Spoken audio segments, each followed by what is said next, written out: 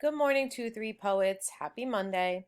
Again, this week we are continuing with poetry, with our creativity, learning new poems, learning new ways to express our thoughts through poems. Okay, so this poem that we're doing today is actually a 2-day poem. There is one slight difference that you will see between today and tomorrow, but the structure is the same and the rules are the same. So this poem that we're doing today is called the Synonym Diamante poem. And I know the name sounds crazy, and a lot of our poems have had these fancy names that make you a little nervous, but as you've seen before, they're pretty easy to follow, and they are, like I said, you're able to be creative with them, okay? So we're going to go through our instructions. So the very first one is that you watch my video. You have to watch the entire video that I made. The second one is you have to watch the video that I posted, which is another video on Synonym Diamante poems. Now, the thing is, this poem down here is telling you that it is 9 minutes long, and it is 9 minutes long. However, you are only going to watch up to 5 minutes of it. After that, you can stop because the rest of the video is for tomorrow's lesson, because I told you that there's 2 days we're doing this, okay? So this video you're only going to watch up to the 5-minute mark, okay? Then you will have to complete the you try it and write your own. And I just want to remind you, you have to be completing the you try it because some of you are forgetting to do that, and then I have to resend it back to you. So please make sure that you're doing the you try it. That's the part that you're only filling in certain parts, and the write your own is when you're coming up with one entirely on your own. And as always, please make sure that you're looking over your typing for capitals, periods, spacing, and spelling. So let's look at what we are doing today. So as you can see, the Diamante poem is called that because it kind of looks like a diamond. And that's where it gets its name from, is that it's in that kind of shape when it's all put together. And that's why you can kind of see how it has like that diamond look to it up here in its name, okay? So the synonym part is because you are going to have to come up with a synonym for your topic at the end, okay? So they did their model, which we're going to use just to get an idea of what's happening, on ice cream. So when you pick your topic, like in all poems, it has to be a noun, a person, place, or thing. So they chose a thing, which was ice cream. The next thing you have to do is you have to come up with 2 adjectives. So remember, adjectives are describing ice cream. So they chose cold and creamy. Then they had to come up with 3 verbs that are showing actions that you would do with ice cream.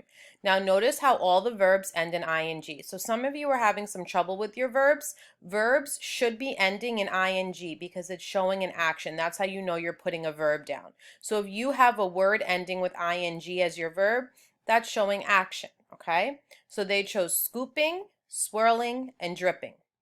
Then you need to choose 4 nouns about ice cream. So remember, nouns are person, places, or thing. So they chose 4 different things: sprinkles, syrup, chocolate, cone. Then you're going to go back to 3 more verbs. Notice how they're not repeating the same verbs. They have to be new verbs. And again, they are ending in ing. Stirring, sprinkling, licking. All things that you would do to show action with ice cream. And then again, you're going to put 2 more adjectives. They did not repeat the same adjectives from the top. They came up with new adjectives that again describe ice cream. Frozen, fruity. And then the last one is where your synonym comes into play. You need to come up with another word for your topic. In this case, remember their topic was ice cream. So another word for ice cream would be sherbet, okay? Because that's what some people also have for ice cream. So this is just the one model to show you the example, okay? Now the next one is the you try it part, okay? So I'm going to fill in some and then you're going to be finishing the rest like always. So they already chose the noun, which is our topic, and they chose a dog. Now we need to have 2 adjectives that describe the dog.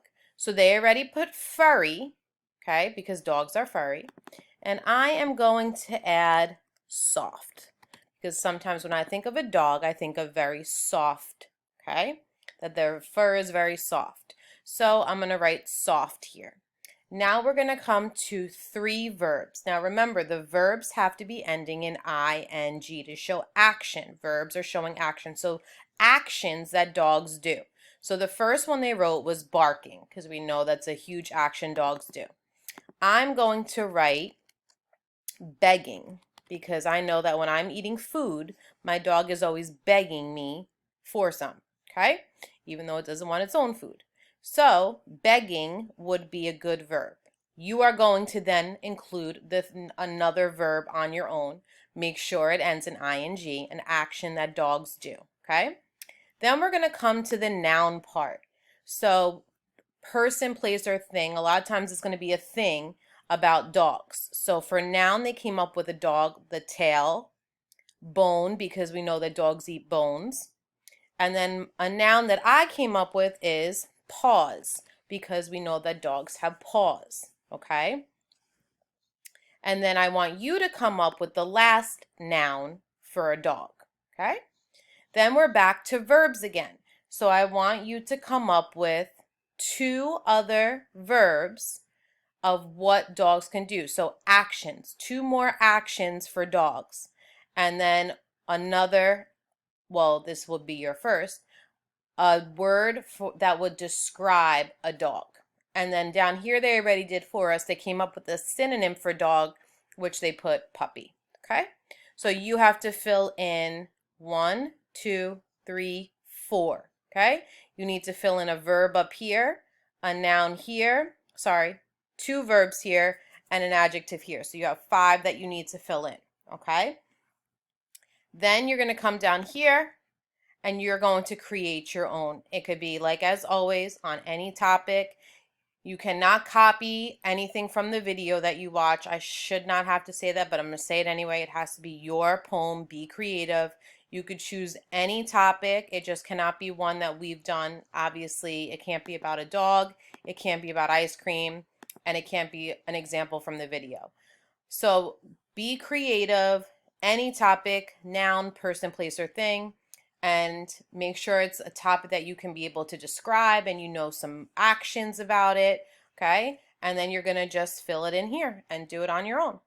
So if you have any questions, please let me know, but enjoy being creative and being poets.